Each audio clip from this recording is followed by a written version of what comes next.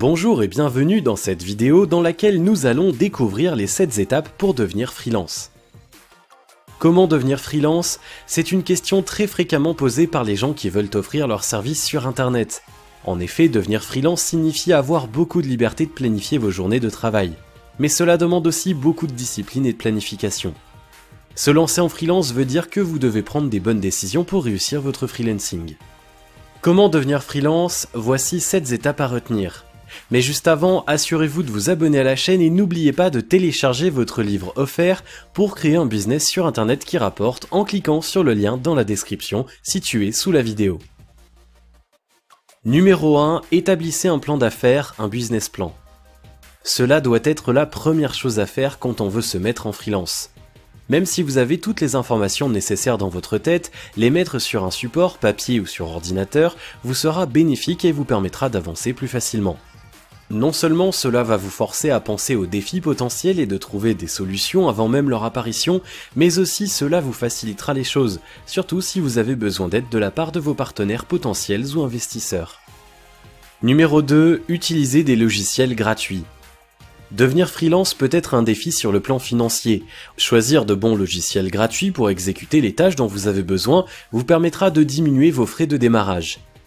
Certaines personnes pensent que les logiciels gratuits ne sont pas de qualité et elles se trompent. Chaque jour, il y a de plus en plus d'options disponibles, et presque chaque logiciel payant a son équivalent gratuit. Assurez-vous seulement de choisir le bon logiciel en rapport avec votre business. Numéro 3. Apprenez à dire non. Un freelance professionnel est avant tout quelqu'un qui sait dire non. Si vous n'avez pas le temps pour travailler sur le projet d'un autre client au même moment, il est important de lui dire non. C'est vrai, vous vous dites peut-être que votre nouveau client ne va pas apprécier que vous le mettiez à la porte, mais cela vaut mieux car le scénario peut tourner autrement. Si vous dites oui à beaucoup de clients en même temps et que vous n'arrivez pas à respecter les délais ou à faire un travail de qualité, vous perdrez donc la majorité de vos clients et même les clients fidèles. Numéro 4. Créez un blog ou un site web.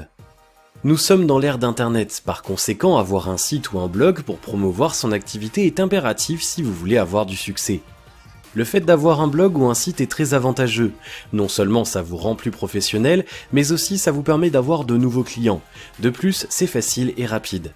Voici une vidéo dans laquelle je vous montre comment créer un blog professionnel en 5 minutes chrono.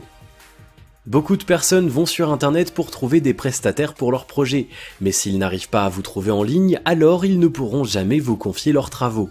Et une fois que vous avez mis votre site en ligne, vous devez y publier régulièrement des articles de qualité. Cela a un double avantage, vous améliorez votre référencement et vos nouveaux clients se rendent compte de votre disponibilité. Numéro 5. Créez un portfolio. La plupart de vos clients potentiels voudront voir les travaux que vous avez déjà faits avant de vous confier leur projet. Cela leur permet de savoir si votre travail convient à leurs exigences. Vous devez donc créer un portfolio pour maximiser vos chances. Il existe beaucoup de techniques pour créer un portfolio. La plus simple est de réaliser gratuitement des travaux pour d'autres personnes. Quel que soit ce que vous offrez comme service, vous pourrez offrir gratuitement vos services. Vous pouvez par exemple travailler gratuitement pour des associations à but non lucratif ou des projets qui vous passionnent. Ainsi, vous aurez un portfolio à présenter à vos nouveaux clients. Vous pouvez aussi demander des témoignages clients à ces personnes. Cela peut contribuer à motiver vos clients indécis. Numéro 6. Cherchez et trouvez du travail. Si vous voulez devenir freelance, vous devrez aussi apprendre les bases du marketing en ligne. Parce que tant que vous n'aurez pas de clients, vous n'aurez pas de contrat. Où se trouvent vos clients potentiels? Quels sites visitent-ils régulièrement? Partez à leur rencontre et proposez-leur une offre irrésistible. Pour cela, analysez soigneusement la stratégie de vos concurrents. Quels sont leurs atouts et faiblesses? Comment pouvez-vous vous différencier d'eux? Vous devez aussi entretenir une relation solide avec vos clients afin de les fidéliser et les amener à vous recommander aux autres.